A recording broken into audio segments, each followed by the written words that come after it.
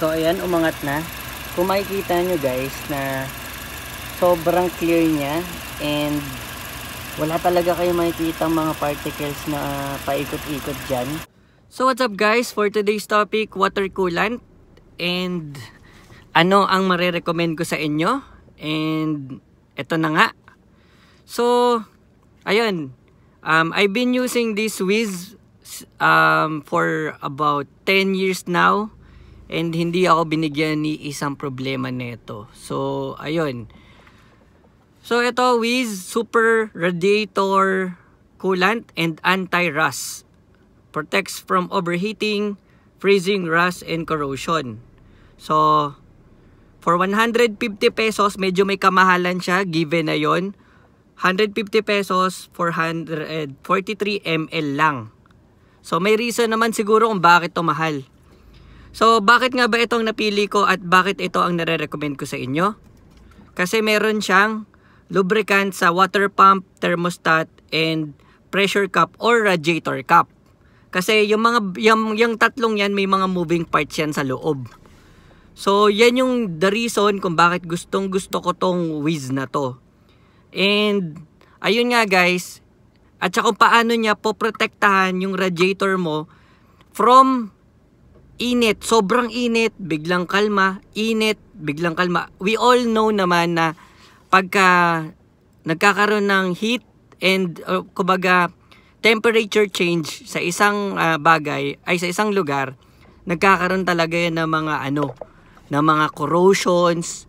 Kung sa mga mga taco red, 'di ba, may mga limestone doon, yung mga white na particles na kulay puti. Sipin nyo, iniinom na natin yung mineral na yung nilalagay natin doon. Pero may mga limestone pa rin. So, what more sa sa radiator na paano natin mape-prevent yun? Yung pag-create ng water or ng liquid na nilalagay natin to create a limestone. So, ayun na nga. Kumbaga, ito, guys, hindi ako sponsor neto Kumbaga, ito lang is, na-review ko lang to for the past 10 years. Kumbaga, sinishare ko lang sa inyo yung parang hacks na talagang super worth it. Actually, mahal nga talaga siya, 450 pesos. Pero guys, worth it to. Tandaan nyo, hindi ako sponsor. Gusto ko lang i-share sa inyo yung na-experience ko dito. As in, hindi ako binigyan ng sakit sa ulo nito. Actually guys, yun nga, lahat naman ng water coolant is pare-pareho. Yung mataas yung boiling point, yung anti-freeze naman hindi sa atin nag-work yun. Nag-work lang yun sa mga nagyayalong lugar. Basta ang anti-freeze hindi functional dito sa Pilipinas. Hindi functional sa Pilipinas ang anti-freeze. Bumili kayo ng walang anti-freeze, okay lang kasi ang anti-freeze hindi natin napapakinabangan sa Pilipinas. Okay? Mag-focus lang tayo sa mga mapapakinabangan natin. So ayun nga. Bakit nga ba ito against every coolant in the Philippines? So, yun nga, nag-review ako ng mga coolant. Dati pa ako nagre-review. Mahilig ako magbasa ng mga labels. So, lubricates, water pump, yung mga yan, hindi ko nakita sa ibang coolant. Pare-pareho lang yung coolant na na radiator, matagal uminit, poprotektahan yung radiator nyo, anti-freeze, anti-rust, corrosion, panay ganun lang din. Pero hindi ako nakakita na coolant na may lubricates ng tong mga parts sa loob. So guys, kung meron kayong alam na naglulubricate, let me know para at least ma-review ko rin sa isa kong kotse. Kasi alam ko expired na rin yung sa isa kong kotse, papalitan ko na. So guys, I've been using this for 10 years and most recommended siya talaga. So, ang maganda niyan, ipapakita ko na lang sa inyo yung radiator ko. Tandaan nyo guys, from the manufacturer, hindi ko pa siya naipaba para ipa-cleaning. Tignan nyo kung gaano kalinis pa rin hanggang ngayon.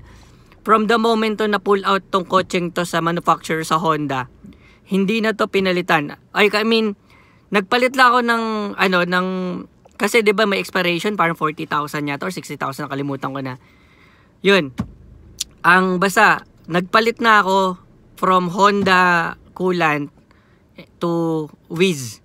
And ayun nga, sobrang nagustuhan ko to na ayun nga, nagustuhan ko ng sobra to. So pakita ko na sa inyo kung ano yung itsura ngayon ng radiator ko para mapakita ko sa inyo ng sobrang linis. Isipin nyo guys, never pang nabababa yung radiator ko para linisin. So pakita ko na makikita nyo naman ang radiator pagka marami ng debris na umiikot or mga ang tawag dun. Ayan, sobrang clear niyan.